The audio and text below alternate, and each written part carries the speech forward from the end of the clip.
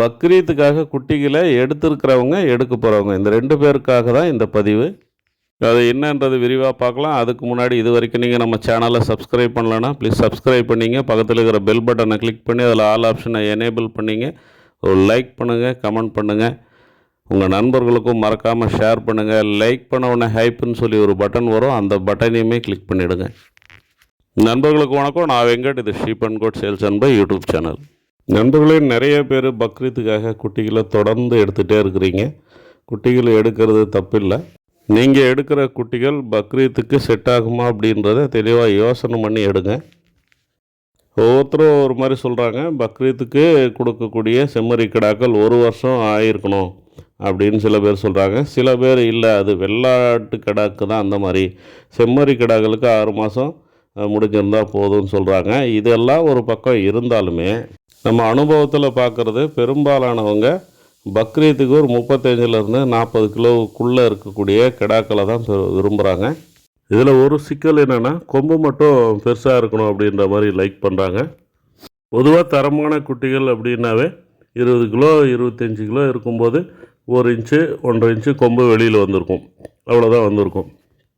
இப்போ 14 kilo 15 kilo இருக்கிற குட்டிகள் எந்த அளவுக்கு இருக்குன்றது உங்களுக்கே தெரியும். 50 கிலோ 60 கிலோ இருக்கிற கிடாக்களில் கொம்பு நல்லா தோரணையாக இருக்கும். ஆனால் 30-35 கிலோ இருக்கிற கிடாக்களில் கொம்பு ஓரளவுக்கு தான் இருக்கும். ஆனால் இதில் ஒரு விஷயம் என்னென்னா, இப்போ நம்மக்கிட்ட குட்டி எடுக்கிறவங்க சொல்கிறத வச்சு சொல்கிறேன். எங்கள் ஏரியாவில் கொம்பு பிரச்சனை இல்லை சார், லேசாக வெளியில் வந்திருந்தால் கூட போதும், கொம்பு ஒரு பிரச்சனையும் இல்லை, எங்களுக்கு 35 கிலோ 30 கிலோ அந்த அளவில் இருந்தால் போதும், பக்ரீத் டைமுக்கு நாங்கள் விற்றுப்போம் அப்படின்ற மாதிரி சொல்கிறாங்க. ஸோ உங்கள் ஏரியாவை பொறுத்து எந்த மாதிரி குட்டிகள் பக்ரீத்துக்கு போகும் அப்படின்றத திடமாக நீங்கள் முடிவு பண்ணி குட்டிகளை வாங்குங்க.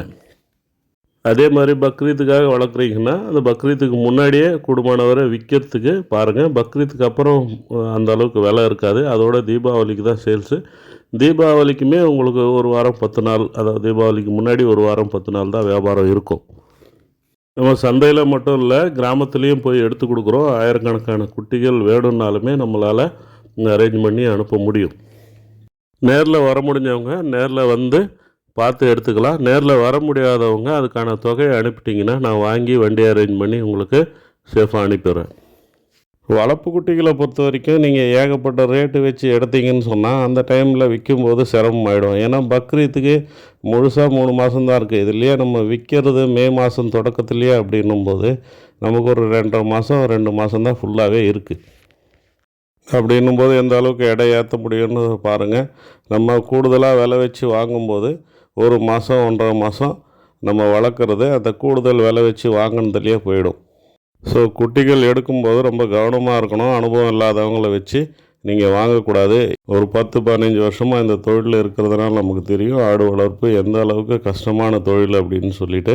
இது இப்படி இருக்கும்போது வளர்க்குறவங்கள பற்றி எந்த விதமான கவலையுமே இல்லாமல் வாங்கி கொடுக்குறாங்க. வளர்க்குறவங்களும் அவங்க சொல்கிறத நம்பி வாங்கிட்டு போகிறாங்க. எந்த அளவுக்கு லாபம் எடுப்பாங்கன்றது எனக்கு தெரியல. பார்த்து சூதானமாக இருந்துங்க, அவ்வளோதான் சொல்ல முடியும்.